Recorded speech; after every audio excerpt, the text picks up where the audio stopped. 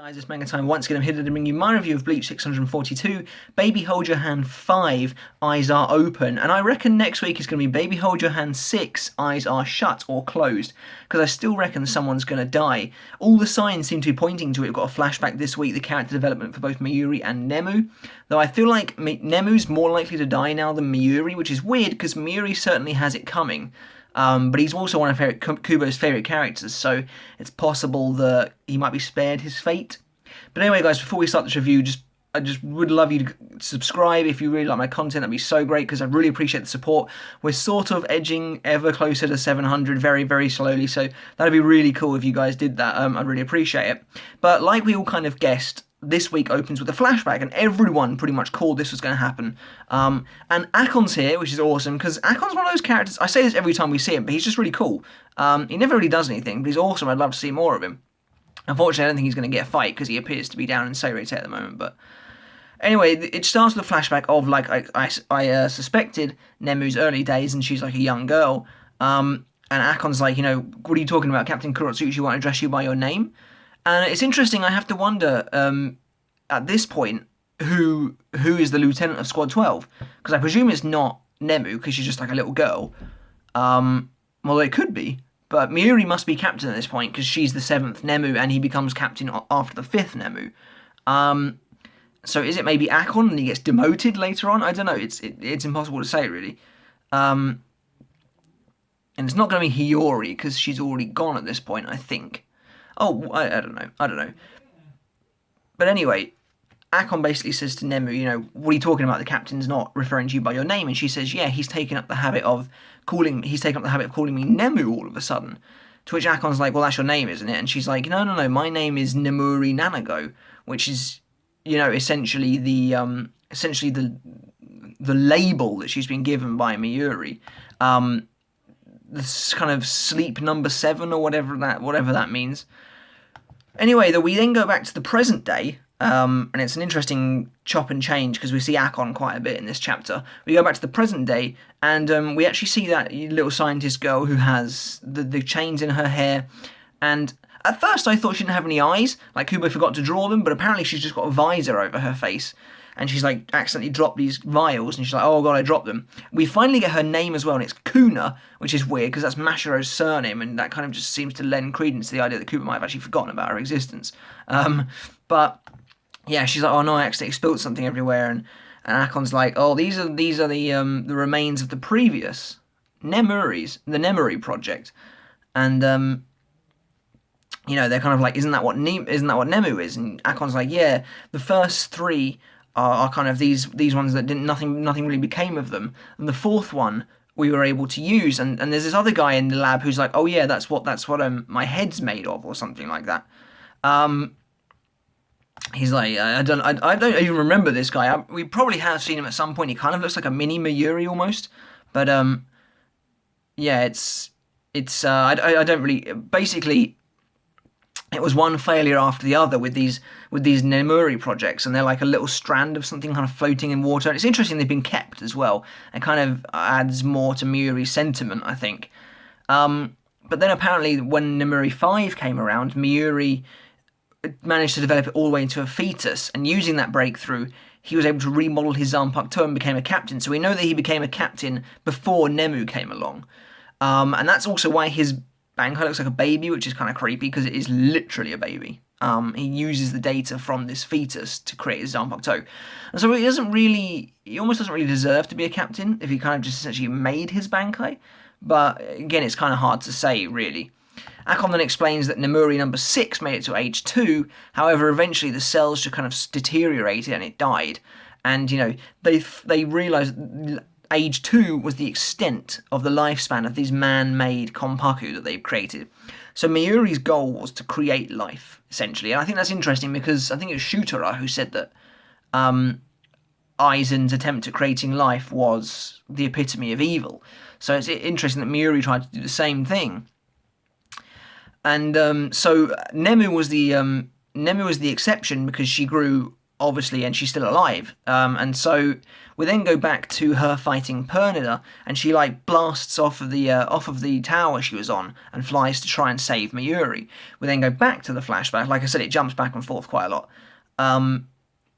and it gets a little bit confusing. Nemu wants to know why Mayuri started calling her Nemu and not Nemuri Nanago, and Nemu actually offers a rather interesting insight while she's a little child as to kind of how she views Mayuri.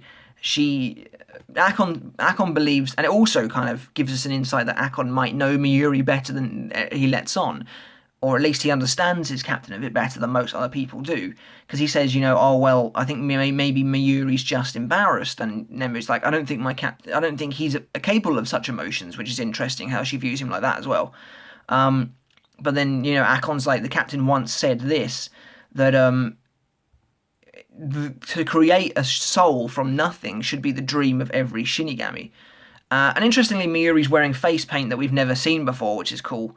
And he's actually got a white coat on, which would imply he's a captain, unless it's just a lab coat, because he can't really be a captain at this point, because he hasn't even started the Nemuri project yet. Or at least that's kind of the gist I'm getting. This is before he even makes the first Nemu. Anyway, he says to Akon, dreaming while awake is absurd, so I'm going to call this project the Nemuri project, because it means sleeping. So, yeah, it's a little bit confusing. I think basically what he's getting at is, if it works, this project of his is his dream. But, because he's a scientist, you can't literally dream while he's awake. I don't really know. It's a bit confusing, to be honest. But either way, basically,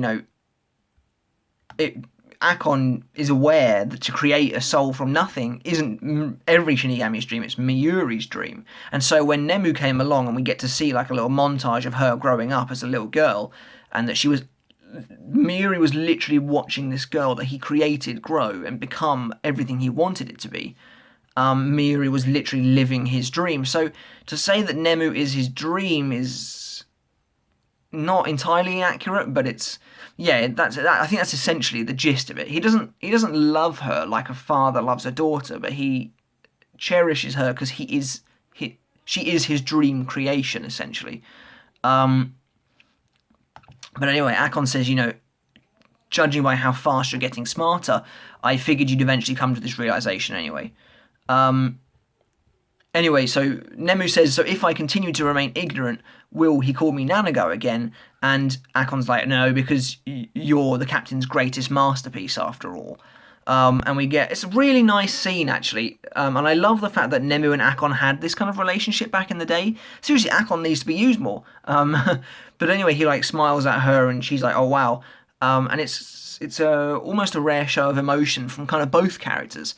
And it's a really nice little bit, actually. But anyway, now back in the present day, a furious Nemu is charging towards Pernida, and the actual Pernida hand, the one with the tattoo that broke out of its frozen state last chapter, literally has Mayuri in its grip. Pretty much, Mayuri is there, and the fingers are like that, and you kind of get the impression it's almost moving in slow motion. However, Nemu basically drives straight through the hand and blows it into smithereens. Not sure what I feel about this. I've been reading a lot of like Bleach Asylum forums, and people are kind of divided about this chapter. Pernida Parkajaz literally was like messing around, like obliterated Kenpachi and Mayuri pretty much. All of a sudden, Nemu can shatter it just by flying through it. Not sure I buy it. Where's this power come from? She has the ability to burn up her soul, almost like fuel to gain strength, which is really cool. Never has it been said that she has this ability, but I suppose there has to be a first time for everyone showing their powers. But to be able to destroy the left arm, the Soul King, in one go like that, I'm having a hard time believing it. But regardless, Pernida gets blasted to smithereens. What I want to say before we move on, however, is surely next week all of these severed like fingers and the remains of Pernida's hand are all just going to sprout new hands. I presume that's what's going to happen. But either way, Mayuri is like, Nemu, what are you doing? How do you have this power? She's like flying away with him. And again, this is a nice little moment as well, even though Mayuri unfortunately doesn't seem to. Well, he sort of changes a bit towards the end of this little exchange, but Nemu's like, this is the power you bestowed upon me, this Shinigami's body that you've given me.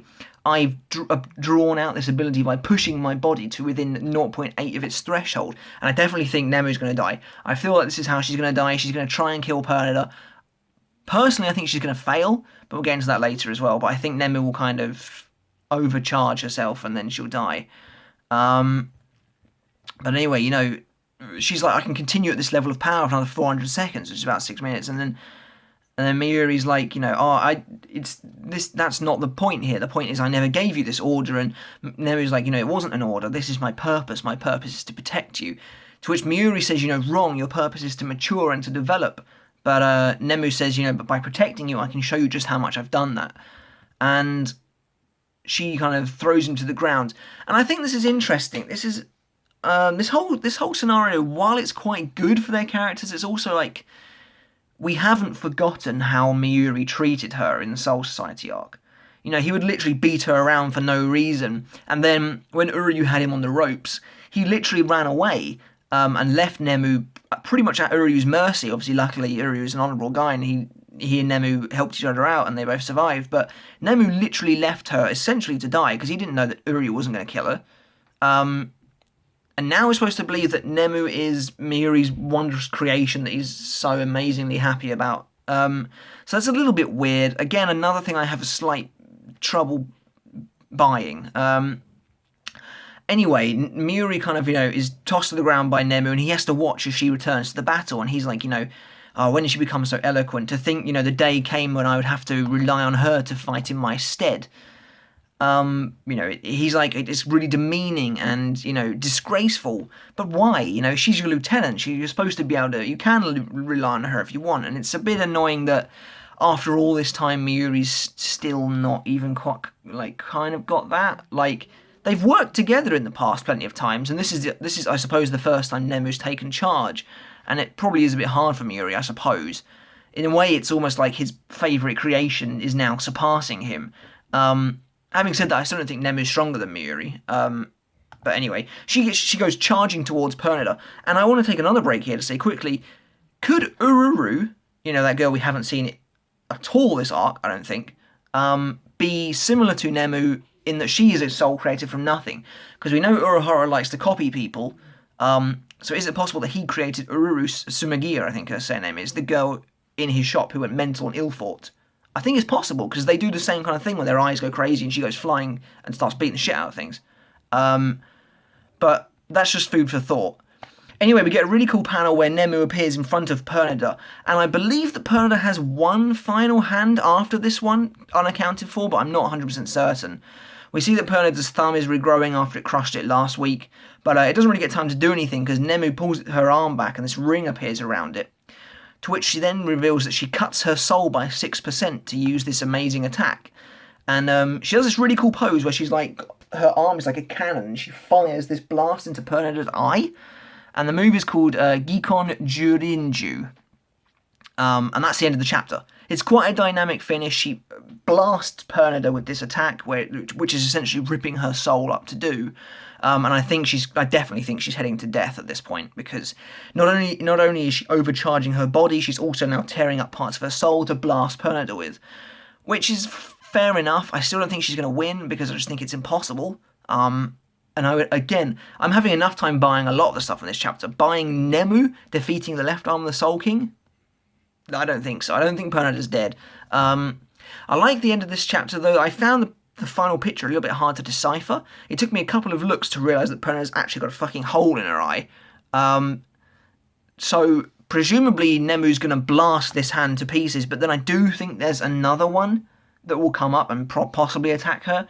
I don't know. Or like I said, all of the parts of the main hand are just going to return as more hands. I definitely see that coming as well. But that's the end of the chapter, guys. I'm going to give this one... I have a hard time rating this one. I love the flashback stuff. Always need more flashbacks. Flashbacks are always good. But the actual Nemu suddenly being super powerful is really weird to me. If it literally kills her to gain this power, then I can possibly believe it a bit more. And I also don't buy. I don't really buy Mayuri like, oh, you know, she's amazing. She's my great creation. When he was like, fuck it, I'm just going to slash you and then I'm going to leave you to die against Uryu. That's a bit hard to buy. So I'm going to drop a 3.5 out of 5 on this week's chapter, guys. I thought it was cool, but I really hope Pernida's not dead. I think we might break out a Volston dig or something like that. That'd be really cool. But yeah, that's it for me this week, guys. Let me know in the comments below what you thought of this week's chapter. Did you like it? Do you like Nemu's new power? And do you like the way she's fighting now? I hope we get to see a Shikai from her soon. That seems kind of fitting. I think we probably should see it. And what do you think of the whole Nemuri flashbacks? You know, how do they make you feel about Mayuri as a character now and Nemu as a character? Personally, it just kind of serves to make Mayuri even more twisted, that he would use a real fetus for his Bankai and that sort of thing. That's just really kind of gross. But that's it, guys. As always, please subscribe to my channel. I'd super appreciate it, and leave me a comment in the comments below. I'd love to get back to you and we can talk about Bleach and stuff like that, and give the video a thumbs up. That'd be so great. But until next time, guys, see you later.